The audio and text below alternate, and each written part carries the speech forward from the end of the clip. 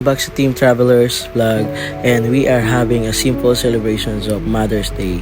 So happy Mother's Day to all dyan guys, sa lahat ng mga magulang dyan at nanay ay happy Mother's Day po sa inyo lahat. Ito at pupunta lang kami ng mall at igagala lang yung anak namin dyan sa Quantum.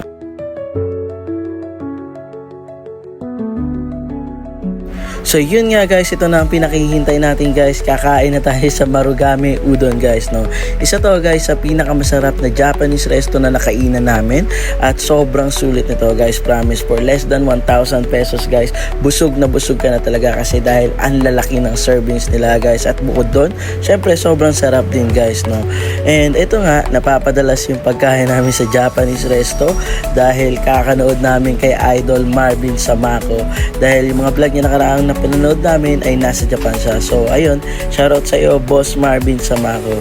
And ito nga guys, no, yun yung mga foods namin, and promise guys, must try tong resto na to dahil sobrang sarap guys at talagang sulit yung ibabayad nyo.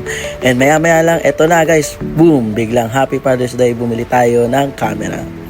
Ayun guys, at kinabukasan nga ay sinamahan ko ang mother ko kumuha ng passport sa SM Manila, and as you can see guys, kumain na naman kami sa Japanese restaurant na walang katapusan.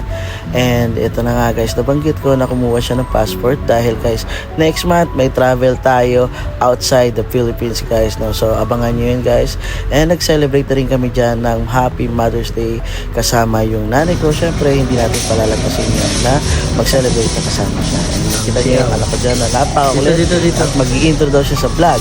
Ano yung sinasabi mo? Yung vlog mo, ano? Ano yung vlog mo? Dali yan. Hello guys, welcome to my channel for Traveler Vlog. See, this is mini food. Ang daming-dami sobrang sa tubig, pagkain. Tubig, pagkain. Harap ka naman dito. Andito yung camera mo eh. As you can see guys, no, kumain na naman tayo dyan guys, no. At ang pangalan ng resto na kinainan natin dyan guys ay Lasa.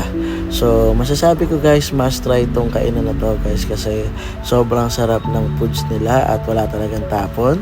For 230 pesos each guys, sobrang worth it na nun guys, no, kasi may meat na and may vegetables pa guys. So pero marirecommend ko guys dyan yung set ng barbecue at saka set ng escabeche guys, sobrang sarap, promise. And ayun na nga guys, pauwi na kami dyan at nag-uusap-usap na lang kami dyan at nagbibiro-biroan at naglolo-kolokohan na lang kami dyan. And syempre hindi natin palalagpasin ng araw na hindi makapag-celebrate kasama yung magulang natin o yung asawa natin guys, no? Talagang bigyan natin ng time at halaga yung mga mahal natin sa buhay. So dito ko na guys tatapusin yung vlog natin guys, no, and happy Mother's Day to all again guys, and God bless everyone.